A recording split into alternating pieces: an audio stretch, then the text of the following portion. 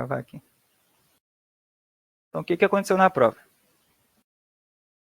Na prova, né, vocês tiveram um PPI parecido com esse daqui, história de minimização. Aí tinha que resolver pelo método branching bound, né, baseado em programação linear. Só que na questão extra, né, ele dizia para você, olha, tem o tablô ótimo aqui, né, dessa RPL, né? Como se vocês estivessem resolvendo, né, esse probleminha no campo dos reais lá em PO1 pelo método simplex. Aí ele dá essa tabela, né, que é a tabela final otimizada pelo primal simplex.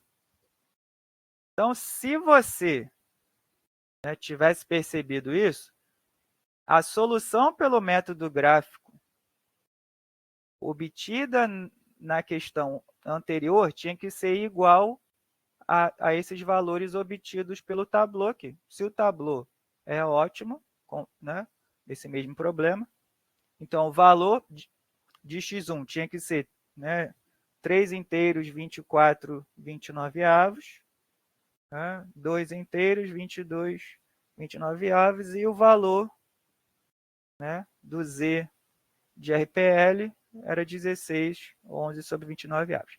Não era essa questão na prova, tá? Mas é o que foi cobrado lá. Então, se tivesse percebido isso e a sua RPL deu diferente disso, tem alguma coisa errada pelo caminho, tinha que voltar, né? Porque era a mesma questão, né? As questões, acho que 2 e 3, né? Elas tinham o mesmo PPI originário, né? Da RPL dava esse tablô. Então, o que acontece, né, para questões de corte de Gomory, né? Ele vai ter que te dar o tablô ótimo, tá? De algum problema de maximização ou de minimização que ele queira obter um corte. Então, vai ter esse tablô, né? Variáveis que estão na base, x1, x2, que não estão na base, s1, s2. Que estão na base tem valor, não estão na base não tem valor, né? Aí, como que se obtém o corte? Eu faço de uma forma, o professor Ormeu já apresenta de uma forma direta, que é essa daqui. Ó. Corte de Gomory correspondente à linha fracionária R. Ele vai te dizer, olha, com base no tablô, eu quero que você obtenha um corte de Gomory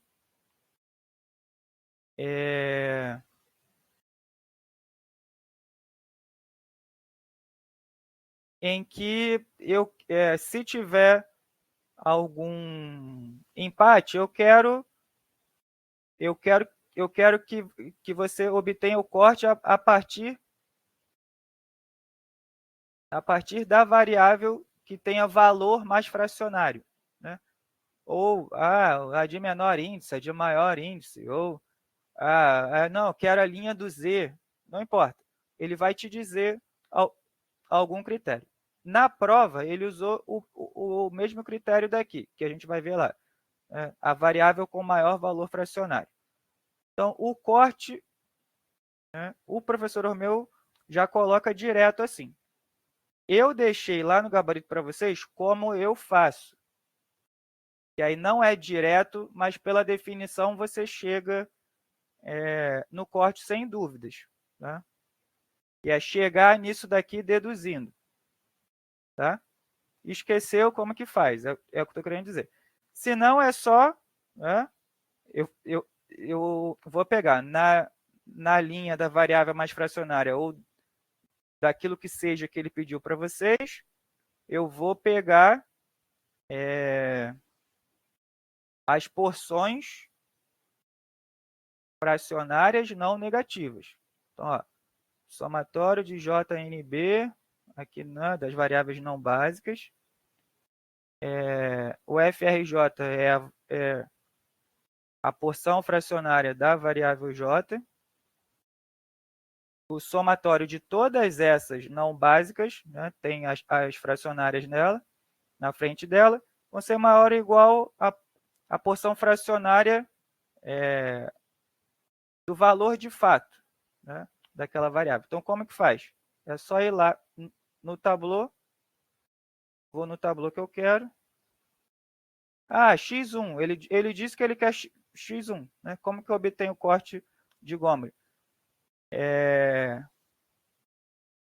Eu vou pegar, né, todos que são não básicas, né, porque aqui não dá, mas mesmo assim, né, se tivesse valor que não vai ter, mas você pegaria só as porções fracionárias não negativas. Então, aqui o corte já é direto. 2 sobre 29, 5 sobre 29 e 24 sobre 29. Aqui ele tem porção, né, inteira. Você exclui a porção inteira, fica só com a fracionária. Então, 2,29 de S1, 5,29 de S2 é maior ou igual a 24 sobre 29, que é o que ele vai dar aqui. Né? É assim, direto. Só que ele diz lá, escolha... É o que ele fala aqui? Ele quer que você obtenha o corte da variável mais fracionária. Aí ele calculou. Né? As porções são 24 sobre 29, 22 sobre 29. Quem tem maior porção fracionária é o maior valor. 24 sobre 29 foi a linha do x1. Né? Que é isso. Mas ele podia ter dito, olha, eu quero que você obtenha de x1. Vai lá no tablô ótimo, pega as porções fracionárias não negativas na linha de x1. Ou então, não. Se fosse de x2, aí eu vou na linha de x2, pego as porções fracionárias não negativas na linha de x2. Se fosse na linha do z, vou na linha do z, faço a mesma coisa. Tá? As porções fracionárias não negativas. Que aqui foi direto, né? Já olha direto, ele já dá direto. Mas se fosse na linha do x2, né? Na linha do x2, eu tenho valor negativo. Né? Tem que lembrar que, por definição, né, as porções têm que ser não negativas. Então, as que não são, dão direto. Então, seria 7 sobre 29 e aqui 22 sobre 29. Só que no S1 não dá. Não pode ser direto, porque aqui ele é negativo. Né? Então, como é que eu faço? Eu tenho que usar o complementar disso. Né?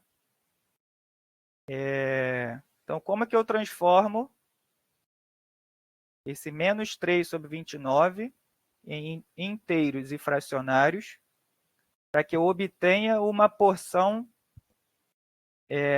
fracionária positiva? Aí é o complementar, né? Então, vai ser... eu consigo transformar aqui...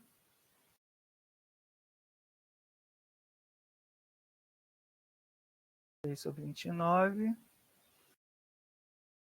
Se eu fizer 1 menos 3 sobre 29, isso daqui vai dar 29 menos 3, 27 sobre 29.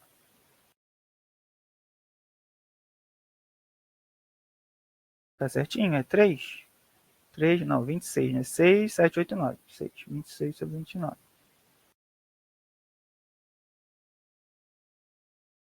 26 sobre 29. Então, eu consigo reescrever menos 3 sobre 29, né, como? Menos 3 sobre 29, ele é 26 sobre 29 menos 1. Aí o menos ficou para a parte inteira, né?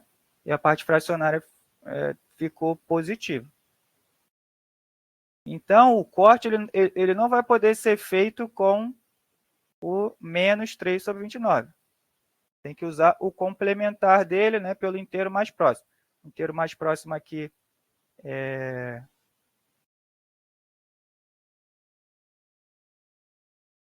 Peraí que eu não estou fazendo conta errada, não.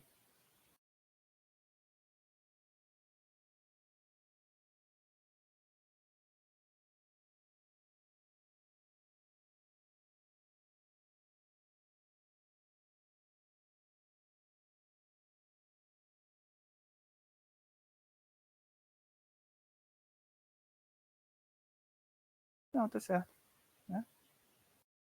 Na verdade, o inteiro mais próximo é o menos 1 mesmo. Né?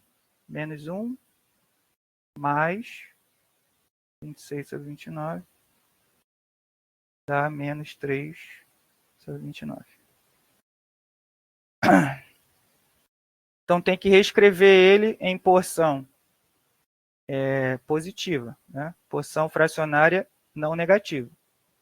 Então o corte na linha do x2 seria, né? 26 sobre 29 de S1 mais 7 sobre 29 de S2 maior ou igual a 22 sobre 29. Né? Aí, aqui ele já já tinha me gerado dúvida porque eu não pego direto, né?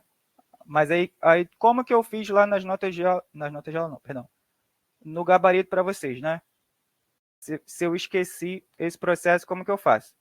Eu escrevo, né, a linha. Então, a linha é x2,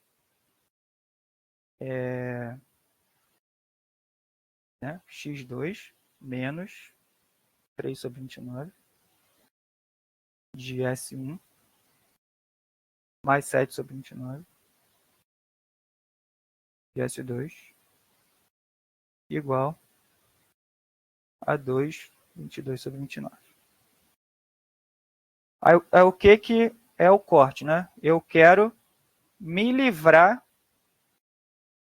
das porções fracionárias.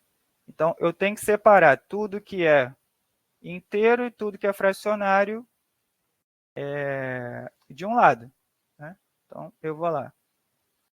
Aqui não tem inteiro, aqui não tem inteiro. O inteiro eu vou trazer para cá e o fracionário vai ficar para lá. Então, aí eu faço assim, ó, x2 não tem fracionário para cá.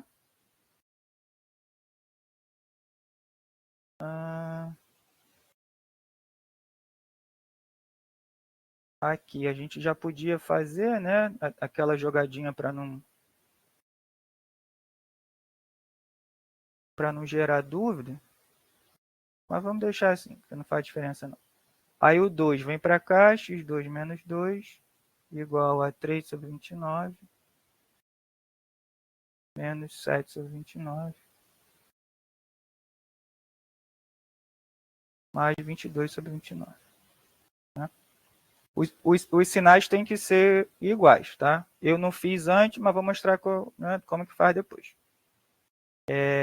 Então, ó, inteiro de um lado, fracionário do outro. Por definição, os valores fracionários eu quero acabar com eles, né? Então, esse valor, esse lado direito, ele tem que ser menor ou igual a zero. Né? Eu tenho que forçar eles a zero, para eu ficar só com a parte inteira. Só com a parte inteira.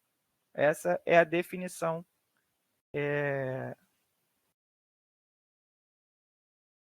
dos algoritmos de corte. Né? Então, para obter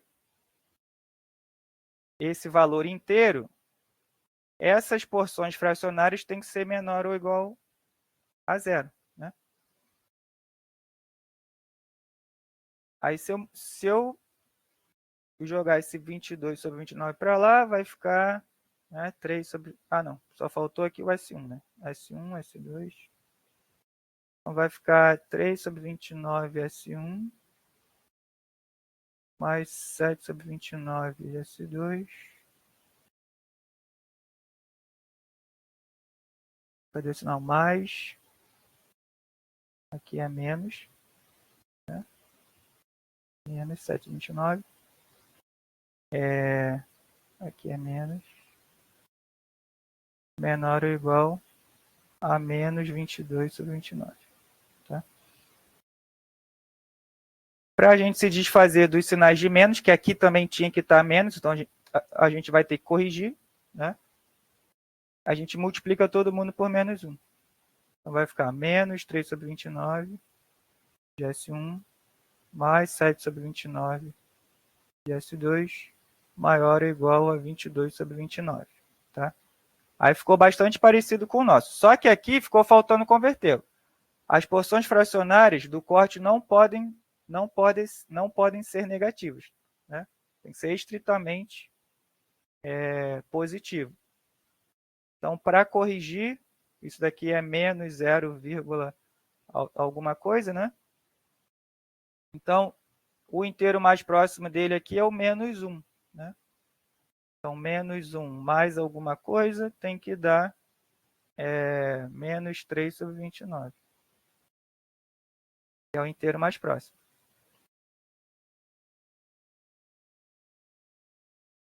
Aí, corrigindo, né, vai aparecer esse 26 sobre 29. Aí, esse menos 1 vai ter que vir para cá agora, né? Então, não é só x2 menos 2, né? Porque faltou corrigir esse menos 1 aqui do S1. Então, aqui é x2, esse menos vai para lá, vai ficar mais, né?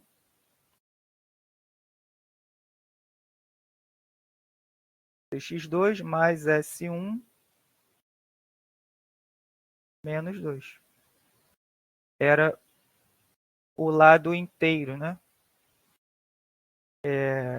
Era o lado inteiro do corte. E aqui, aí a gente corrigiu, né? Porque não pode ser negativo. Então, corrigindo, ele vai ser 26 sobre 29 de S1 mais 7 sobre 29 de S2 maior ou igual a 22 sobre 29. Aí, né, pelo que o professor meu colocou, vocês ganham tempo. Não precisa deduzir isso. Mas ao entender esse processo, você sabe como que ele chegou aqui. Então, se esqueceu, né, tem que lembrar pela definição. Você vai pegar a linha, vai separar parte inteira e parte fracionária.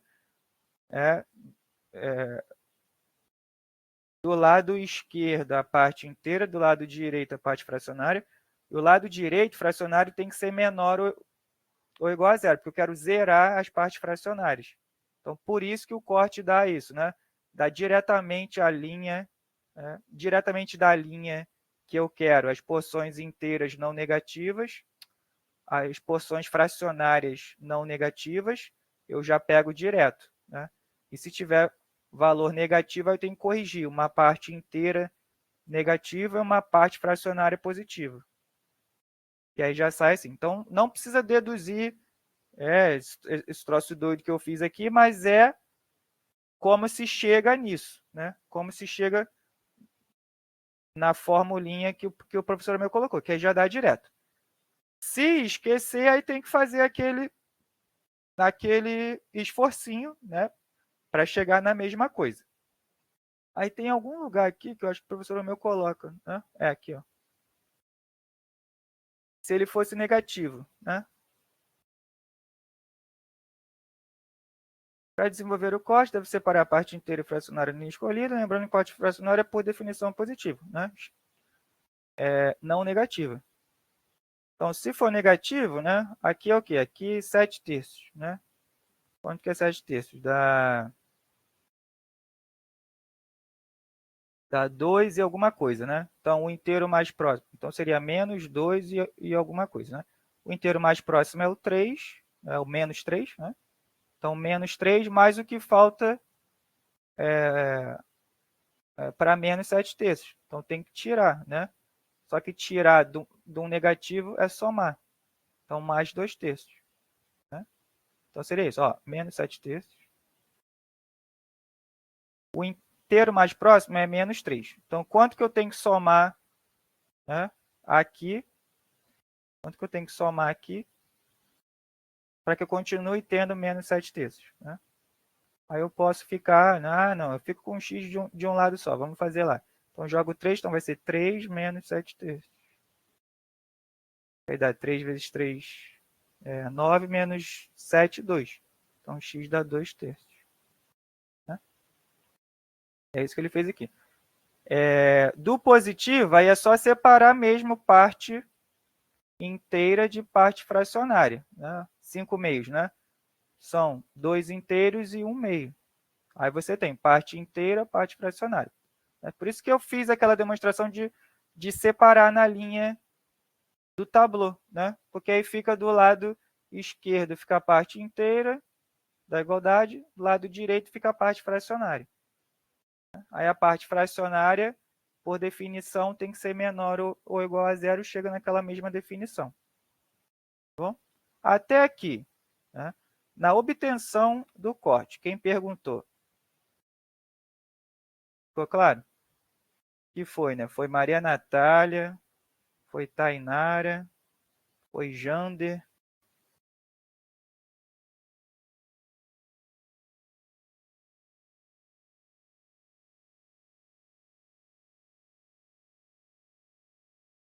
Então, se porventura perguntar, como que eu obtenho o corte? Se eu já lembrar pela definição, se eu vou direto no tablô, né? Se for tudo positivo, eu já pego as partes fracionárias dali, né? Que aqui já está até bonitinho, né? Tudo separado, parte inteira, parte fracionária, mas né, poderia não estar, poderia estar igual, está nesse exemplo aqui, 5 meios, 7 terços, então tem que separar o que é inteiro e o que é fracionário, que aí eu já pego direto a parte fracionária pela definição. E a soma, né, dessas variáveis não básicas ali tem que ser maior ou igual ao valor fracionário da variável básica. Vai ficar gravada? Vai sim, gente. Aí eu coloco para vocês lá. Então, o que precisava fazer lá na prova? Era só isso. Tinha o tablô, aí eu vou apagar aqui, né, porque eu fiz mais que o necessário. Antes eu conseguia apagar tudo, né? Agora eu não consigo.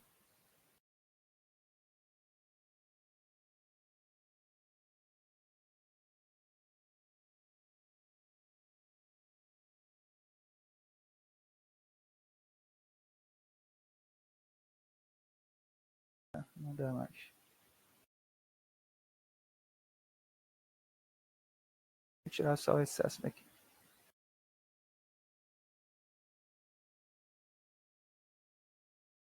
Então, lá na prova, se já tivesse claro, né?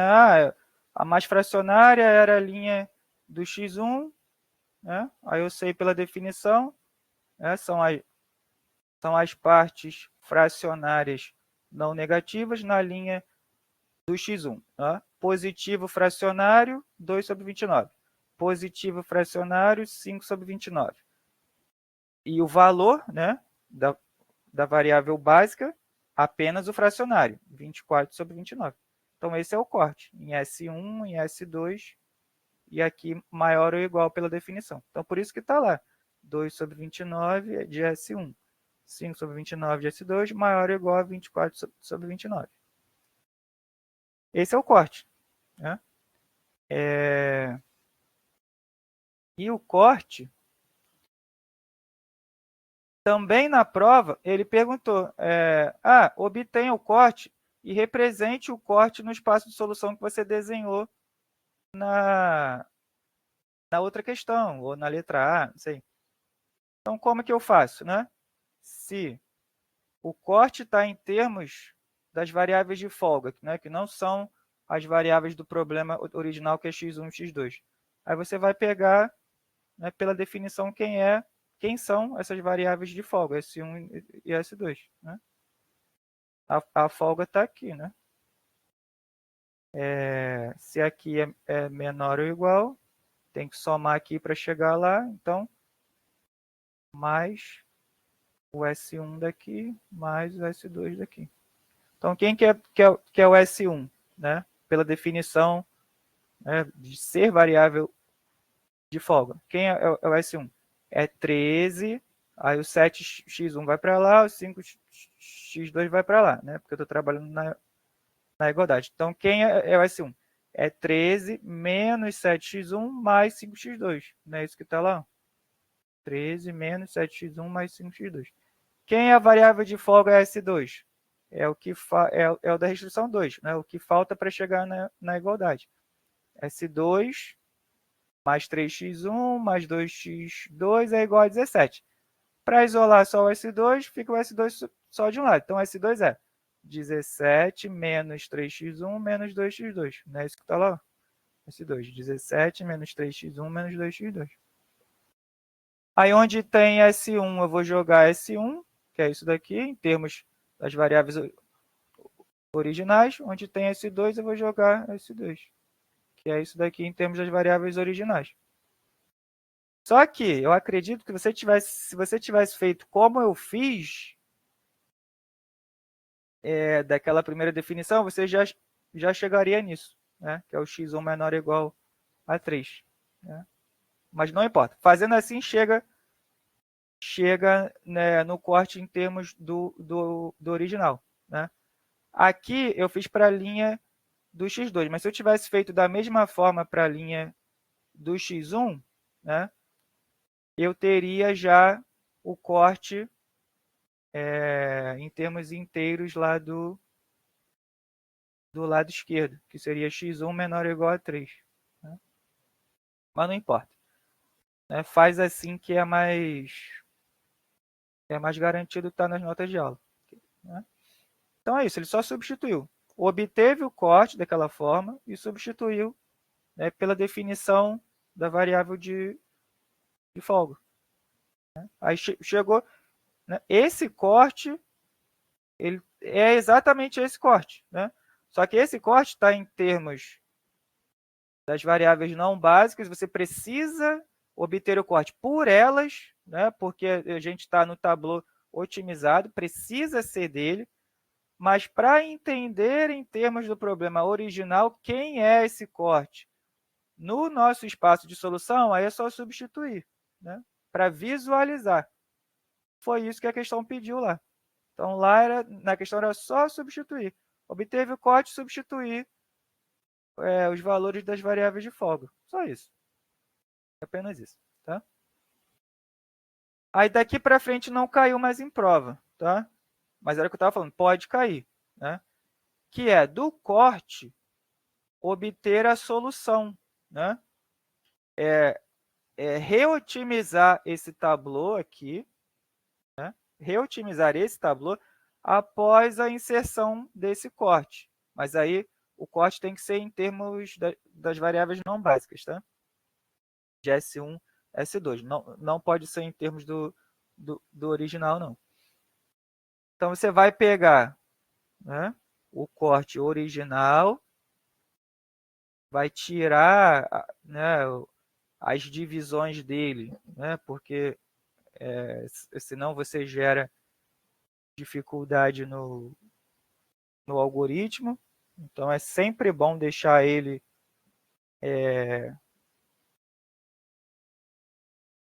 em partes inteiras. Tá? Então, ó, todo mundo sobre 29 aqui, não importa. Se a divisão foi de 150, ia multiplicar por 150 em cima, para todo mundo ficar inteiro. Né?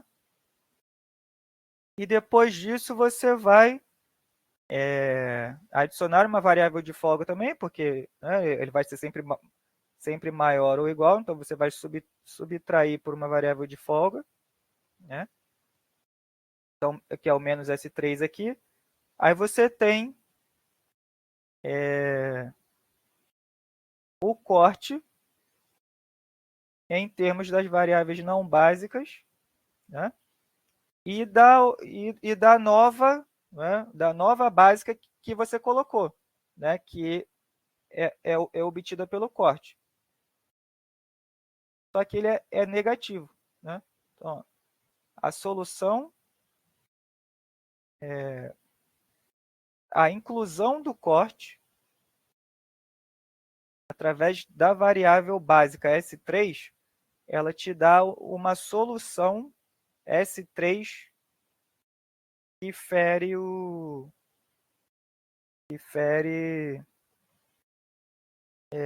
as restrições originais do problema. Né? S3 é menor que zero. Então, não pode. Né? Então, por isso que que a gente usa dual simplex a partir daqui, né? Porque a gente parte de uma solução inviável na direção da viabilidade. Esse menos aqui faz esse papel, né? Ele é primal inviável. Então, ele sai da base. S3 sai da base por ser negativo. Tá? E se tivesse empate, né, se eu tivesse outras variáveis básicas negativas, o critério de desempate saída da base é o mais negativo. Tá? Mas só vai ter um. Tá? E aqui serve como adendo também, que o método branching bound, né, o algoritmo, né, branching bound, ele, se a gente não tivesse fazendo a solução por base, né, por meio dos gráficos, né, se eu tivesse uma solução, se eu tivesse um problema em Rn e não em R2, né, que está em R2, dá para fazer, né, pelo gráfico. Dá para fazer. Se fosse em Rn, aí não dá. Aí tem que ser uma solução analítica. Analítica também seria dual simplex. Tá? Mesma coisa. É a mesma coisa que a gente está fazendo aqui.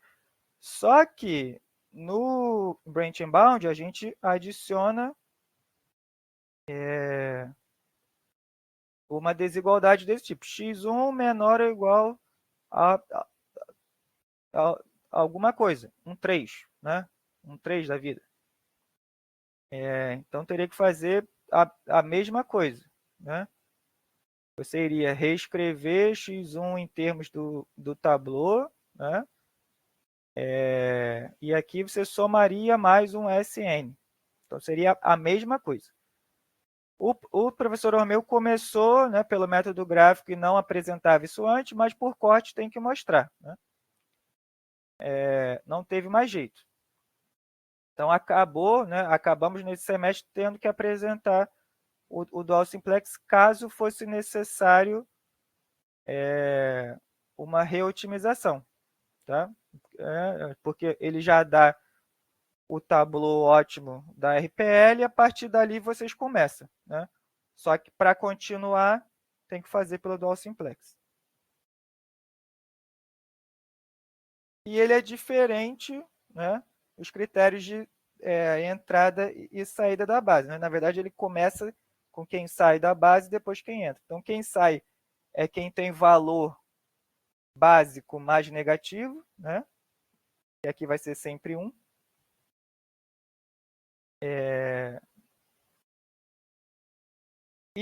E os candidatos a entrar na base, né? São o que tem maior custo reduzido. Só que aí eu sempre fico... Eu não gosto muito dessa notação, né? Porque quando eu fiz, eu utilizava esse critério, né? O custo reduzido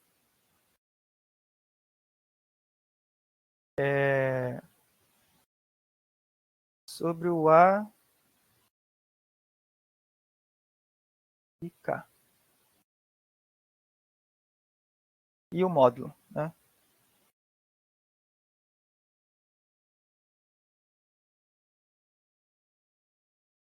Então, o custo reduzido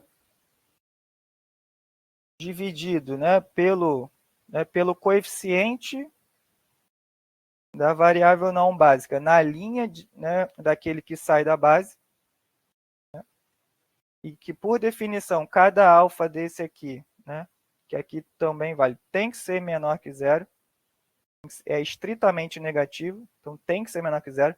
Se eu tivesse valores positivos aqui, ele não era candidato. Tá? Para ser candidato a entrar na base, tá? O coeficiente da variável candidata na linha de quem sai da base tem que ser negativo, tá? Estritamente negativo. Então, eu particularmente gosto dessa notação, mas o professor Amel colocou essa, né? Então, aqui é quem tem maior valor, quem tem maior contribuição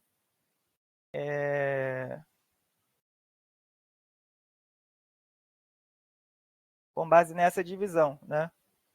O custo reduzido pelo coeficiente na linha de quem sai da base. Ou então essa que é o módulo, né, dessa divisão, do custo reduzido pelo alfa, né? Mas aí aqui fica como adendo para vocês, né, para quem quiser. Porque aí eu tiro esse sinal que ele gera dificuldade quando vai fazer a maximização aqui, tá? Mas aí quem preferir, é só lembrar que tem essa notação também. Então aqui é o custo reduzido, ó, 13 sobre 29, de quem é candidato a entrar na base. Candidato a entrar na base, coeficiente estritamente positivo na linha de quem sai da base, tá? Então tem dois, o S1 e o S2. Então quem for o maior dessa divisão, né, que inclui o sinal, né? Então o maior, 13 sobre 29 sobre menos 2, 18 sobre 29 sobre menos 2. Né? Quem for maior é quem está mais perto do zero, né? Porque é negativo. Eu não gosto muito né, dessa notação não, mas beleza. 13 sobre 58, 0,26. E 18 sobre 145 dá 0,12. Então, menos 0,12 menos 0,26, né? Menos 0,12 e menos 0,26. Quem está mais perto de zero, 0,12. Menos 0,12. Então, é ele que é o maior. Ele representa a variável não básica S2. Então, S2 vai entrar na base e vai inverter com S3. Aí aqui, né, tem que lembrar, né, as operações de Gauss-Jordan, né? Você vai pivotear aqui, vai ter que reescrever todo mundo com base nessa linha aqui, né, nessa interseção aqui. Ó. Aqui foi 1, né? Aí tem que refazer lá, né? Com base nessa nova linha, como que fica a linha de x1 e de x2, né? Essa nova linha aqui, já com ele dividido, né? Ó, a linha 1, 2, 3, 4. Essa é a linha 4. A nova linha 4 é a linha 4.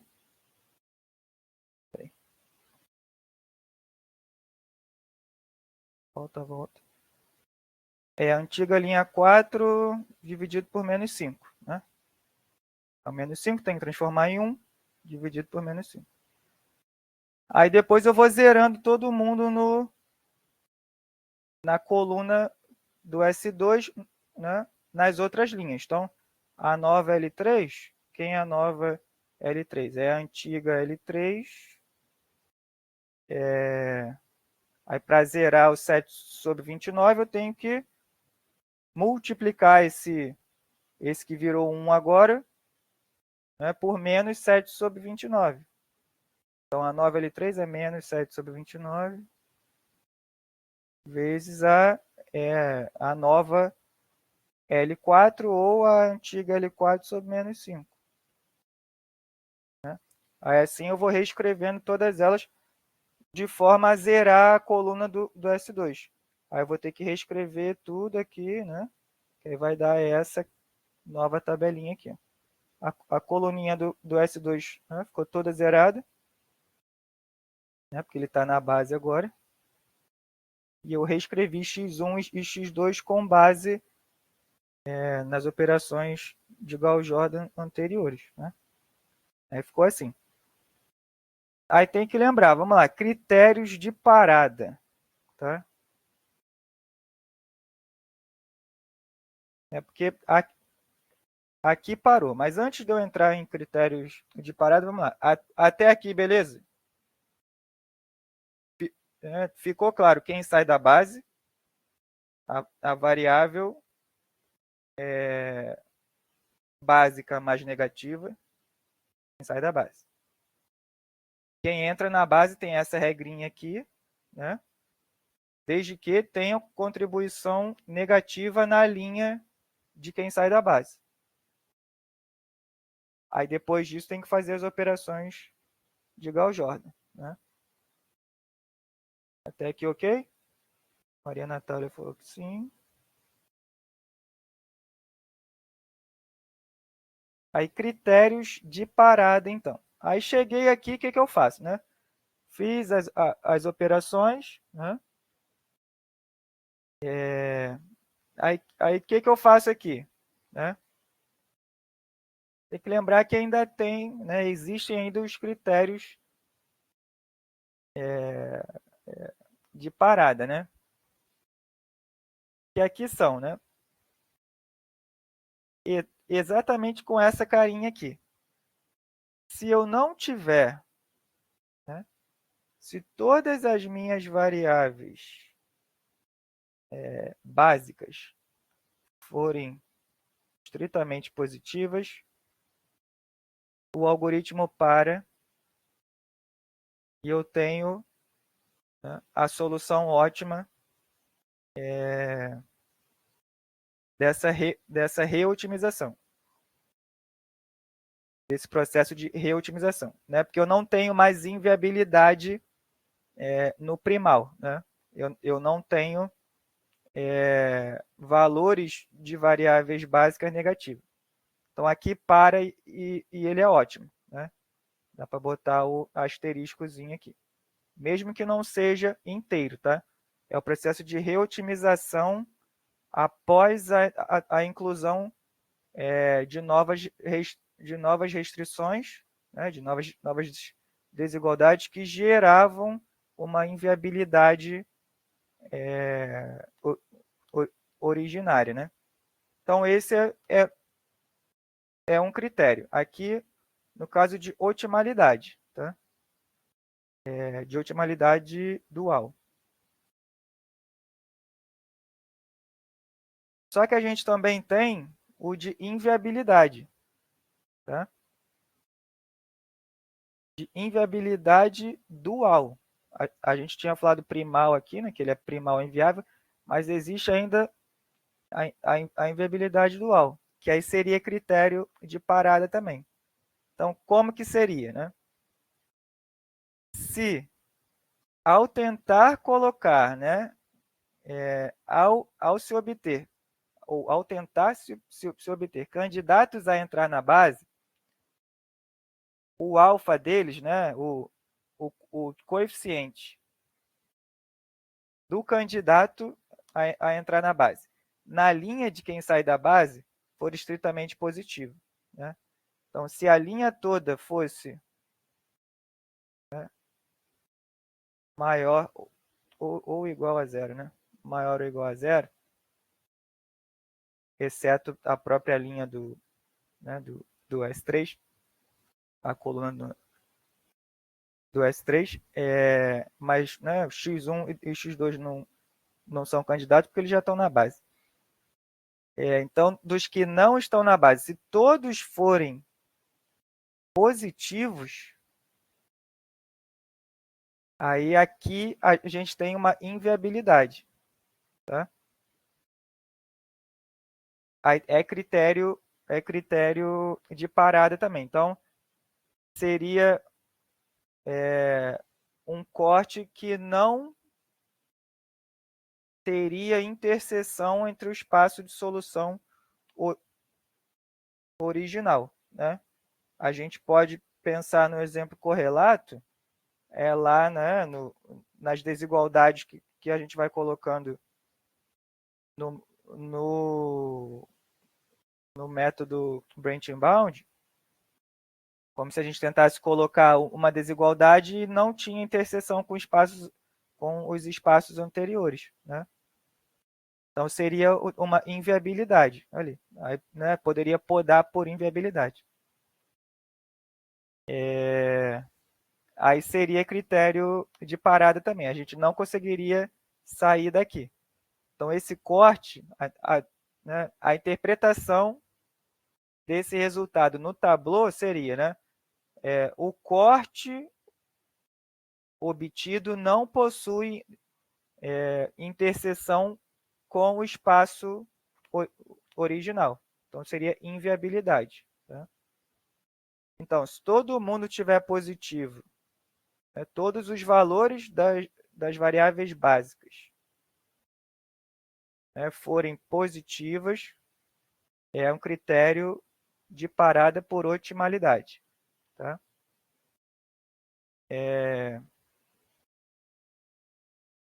Então, se é ótimo nesse, é ótimo, né? Se é ótimo no dual, é ótimo no primal também. E aqui, se for inviável no dual, inviável no primal também. Tá? Critério de parada também. Agora, se não tivesse isso, né? Se alguma dessas linhas aqui tivesse algum negativo, aí teria que continuar. Né? Se o S2 fosse negativo, fosse menos 4, 4 quintos, aí teria que continuar. Né? O S2 ia sair da base, e eu teria algum candidato aqui para entrar na base. Né? Aí o S2 é positivo, nem é candidato, não pode, o S1, né? Nem pode, não é candidato. O S3 é negativo, então ele é candidato. Aí teria pivoteamento aqui, né? Nessa interseção aqui. S2, S3. Aí continuaria, tá? Então tem que lembrar desses critérios de parada. Mas geralmente, né, acho que todos os exercícios que eu já peguei de dual simplex, né, em duas iterações dessa, a gente converge para o ótimo. Tá? Em no máximo duas. Em muitas vezes em uma só, né, como essa aqui que a gente viu. Só uma dessa, né, só uma execução completa ele já converge. Né? Então, o que significa isso? Né? Significa que após a inclusão desse corte aqui, né, no espaço de solução original, que é a inclusão, né, da desigualdade x1 menor ou igual a 3, eu vou ter uma solução relaxada que tem esses valores. Ó. X1 é 3,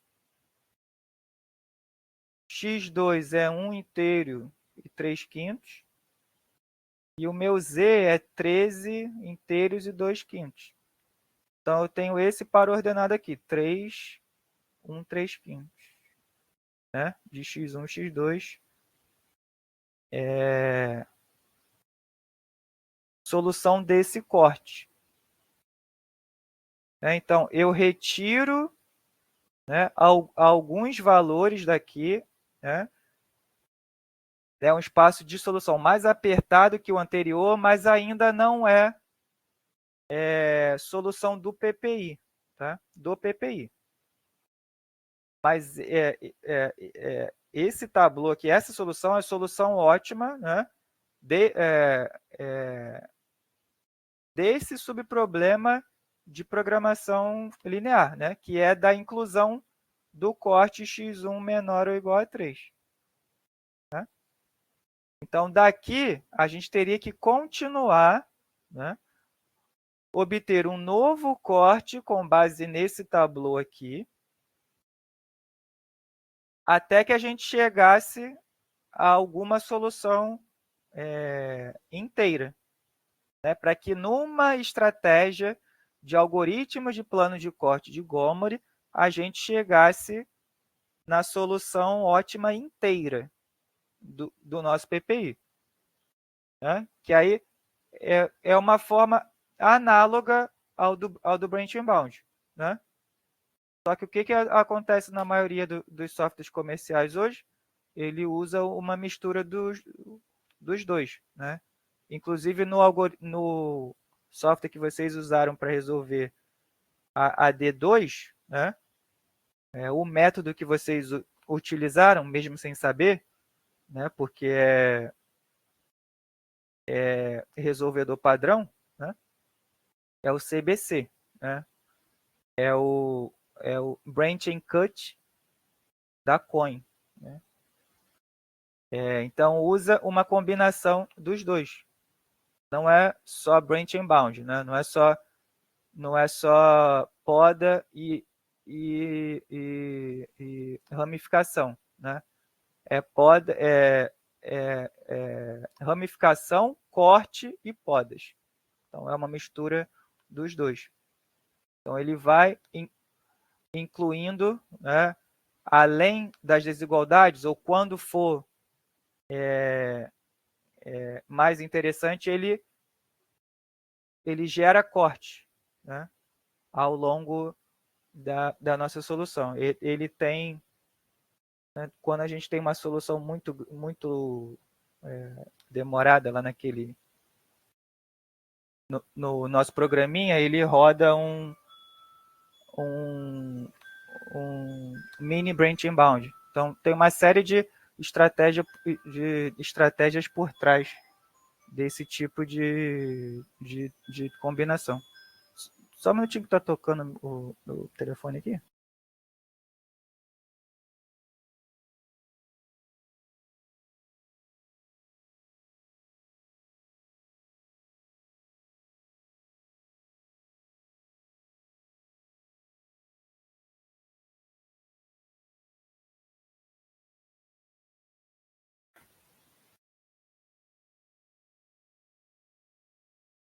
Então é isso.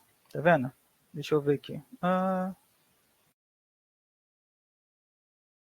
Deixa eu ver aqui. Tá vendo? Aí aqui ele continuou, né? Porque a gente não chegou numa solução inteira. Então ele teve que continuar o corte, né? Aí ele pegou de novo a mais fracionária, aí ele tem que obter um novo corte, esse novo corte, né, faz tudo de novo, aí, né, chegamos numa outra condição de parada, só que dessa vez né, as variáveis originais são inteiras. Então aqui eu cheguei numa solução candidata, vamos dizer assim, né?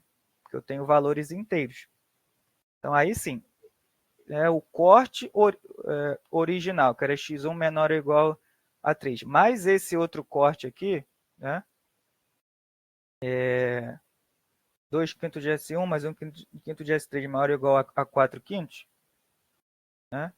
Que aí vamos ver aqui, ele pegou a linha do S2, que era mais fracionária, tinha 3 quintos, 4 quintos, ele escolheu 4 quintos, né? Porque é a maior porção fracionária, a linha do S2, né? Ó, fracionário maior que 0, 2 quintos, botou aqui, 2 quintos de S1. No outro já não era, né? Menos 29 sobre 25. Isso dá 5 vezes 5, 25, mais 4. Então, menos 5, menos 4 quintos, né? Só que não dá, né, para a gente colocar um corte negativo. Então, tem que ser o inteiro mais próximo, né? Então, menos 6, né? Menos 6 mais alguma coisa para dar 29, menos 29 sobre 5. É isso?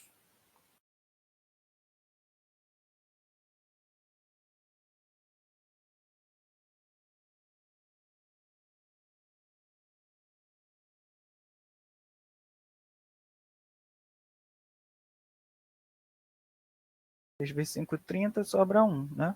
1 sobre 5. que é o que aparece aqui. Mais 1/5 de 5 quartos maior ou igual a 4 4/5. Pega só o 4/5, botou aqui, é o novo corte. Então, após a inclusão desses dois cortes, é que a gente chega numa solução candidata aqui 3,2. Né? Ele continua aqui. Não, ele explica mais ou menos, né? Fala quem que é o branching cut. Ele roda cortes antes. Não importa muito para a gente agora. Então, para chegar nesse 3,2 aqui, que é uma solução candidata para o nosso problema, ele teve que passar pelo x1 menor ou igual a 3, que eu não lembro de cor todas as desigualdades, que é um pouquinho grande, né? E essa daqui, 2/5 de S1 mais 1/5 de S2 maior ou igual a 4/5. Então, essas duas desigualdades, né, união com as outras desigualdades, né, união com a RPL, aí a gente chega nesse 3,2 aqui, nesse x1 igual a 3, x2 igual a 2. Aí eu só não sei dizer, né, porque nunca teve questão em prova desse tipo. Mas o que eu acredito ser mais provável é ele cobrar uma iteração completa. Né? Obtenha o corte e encontre a solução de RPL dela. Então, pararia aqui. Né? Ou então não, né? Obtenha um corte e encontre uma solução inteira a partir dela. Então, se esse corte já der uma inteira, você para. Né? Se não der, mesmo todo mundo positivo aqui, aí você tem que continuar pelo mesmo critério como ele fez, né? A mais fracionária, você vai na linha da mais fracionária, obtém um novo corte e reotimiza com base nesse tablô agora, não no tablô original, né? Nesse novo que é resultante do primeiro corte. Aí você vai e faz de novo até chegar numa solução inteira. Se ele pedir uma solução inteira, né? Mas aí vai ficando, né? Vai ficando uma questão maior. Eu não sei se é muito provável de acontecer, não. E a interpretação gráfica é, é, é, é desse tipo aqui, tá vendo?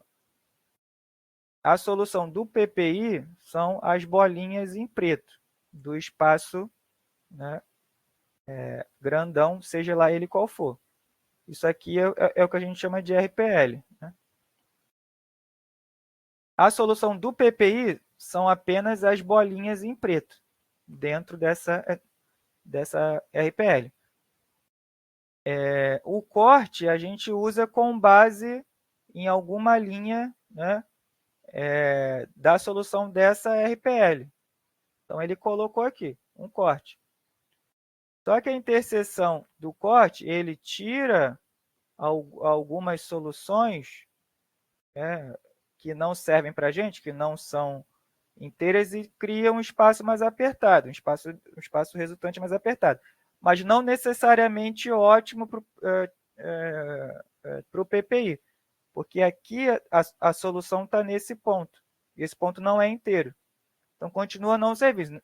Então, com essa solução ótima aqui,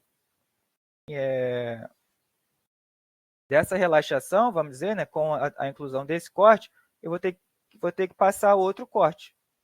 Aí, num segundo corte, aí sim, ele achou uma interseção, né, com outro corte, o espaço original, aí ele encontra a solução, né, após a inclusão do segundo corte, uma solução inteira para ele. Aí sim, aí essa serve.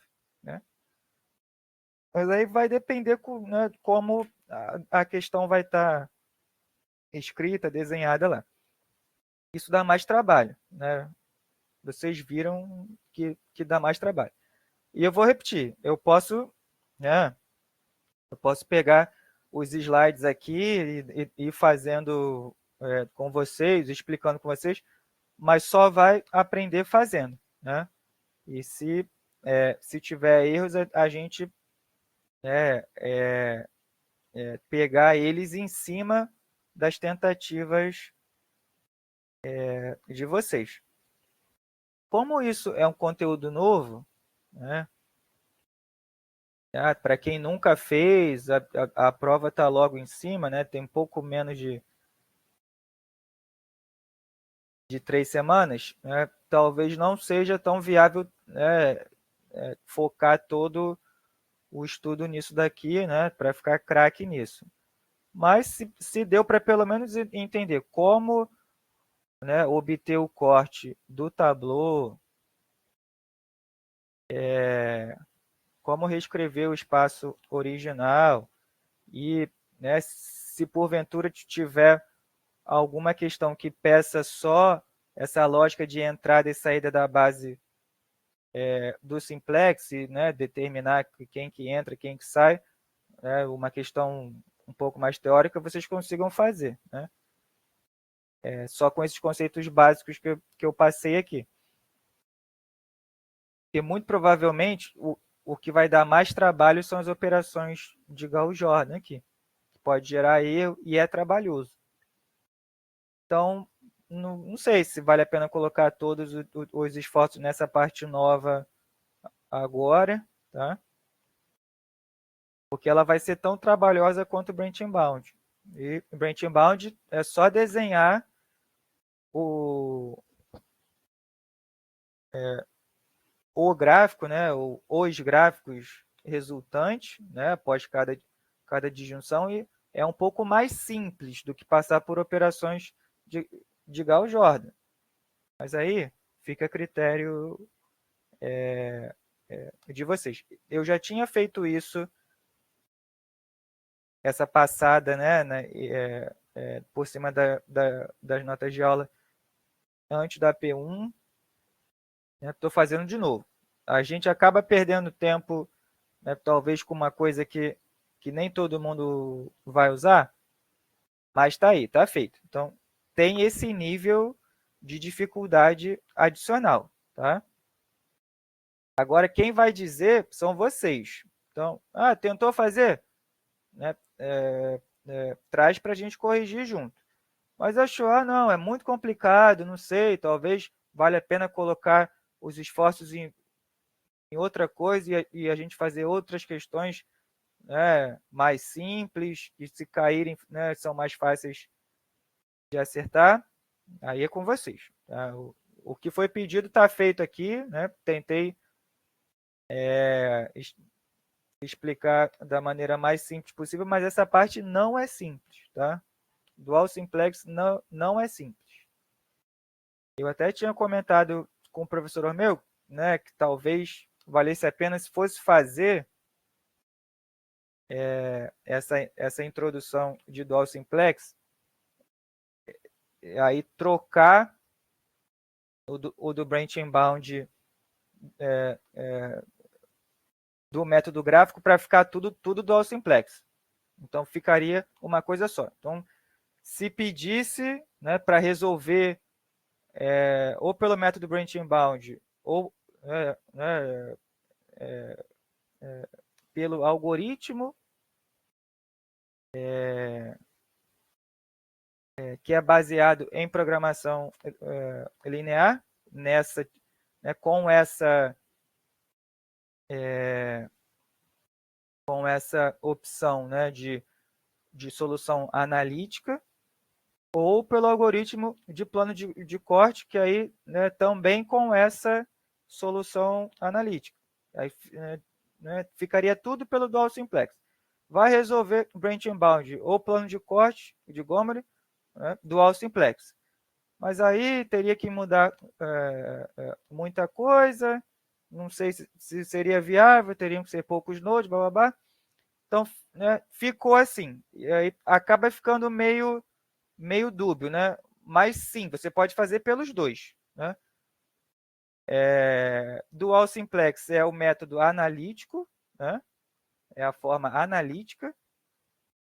Você pode resolver, né, para duas ou para n variáveis, e o gráfico só para duas variáveis. Então, por hora, né, estão os dois. Aí eu não sei se nos próximos semestres talvez mude, né? Caia aquele método gráfico e seja tudo dual simplex. Mas aí vocês vão ter tempo de ir fazendo, né, tudo pelo dual simplex, e não uma hora por hora por outro. Mas aí fica a critério de vocês a partir de agora. Então foi feito. A única coisa que vai ficar faltando é que a gente, né, conversou também em outras aulas, mas eu não sei se todo mundo já conseguiu assistir, mas é a parte de filas pelo, pelo método geral de filas de Poisson, né? Que aí você consegue resolver qualquer problema com base no diagrama de transição de filas. Eu não lembro ao certo se eu falei numa sessão que a gente não gravou, ou se está gravado, mas eu acho que tem uma gravada assim, que, que também dá trabalho, né? Como esse do Dual Simplex. Então aí eu só faço de novo esse disclaimer, né? Vocês vão precisar entender a dificuldade de vocês ao longo do semestre, né, para colocar mais esforço ou menos esforço em algo desse tipo, né? Porque se cair, pode valer 2 pontos, 3 pontos, 4 pontos. Não, mas eu garanto nas outras. Então, esquece essas, né? E foca nas outras. Vou precisar de tantos pontos, né? Que a gente só vai saber em cima da hora. Mas tenta fazer um, um retrospecto, né, das suas maiores dificuldades. Fiz poucos exercícios desse tipo, não sei, né, se vale a pena colocar o esforço todo nesse, ou na P1 teve feedback já, então não fui tão bem nessa questão ou na outra, vou focar nas de algoritmo, né? Então pensem nisso para focar o estudo de vocês, e as aulas adicionais, né, já estão aí. Tem duas nos próximos 2 sábados, né? Mas eu confesso que essa parte aqui, né, para pegar em 2 semanas, ela é bastante complicada, né? Essa parte de Dual Simplex, porque tem que revisitar né, a parte de operações de Gauss-Jordan. A calculadora não ajuda muito, tá? É mais interessante deixar as frações indicadas, porque você não carrega erro. Então, assim, não é tão simples quanto parece quando chega aqui. As regrinhas podem até parecer simples, mas quando chegar, né, na reescritura das linhas aqui, em algum momento vocês podem se embolar no nervosismo ou esquecer como que faz, né, para fazer as operações direitinho. Então pensem aí, tá? Feito esse disclaimer aí, pensem. Aí no próximo sábado a gente já pode tirar, né, dúvidas desse tipo, ou se achar que é muito esforço para pouco resultado, vamos focar nas mais simples, né? Nos algoritmos que é certeza que vão cair e que são mais simples, né? Principalmente os de otimização em rede, né? E o próprio método benchmark, tá? Então, por hoje é só, tá? passamos aí a sessão de quarta para o sábado, então vejo vocês no sábado à tarde, tá? E tentem trazer dúvidas, tá? Para a gente conversar. Tá bom? Uma boa noite a todos aí, até sábado.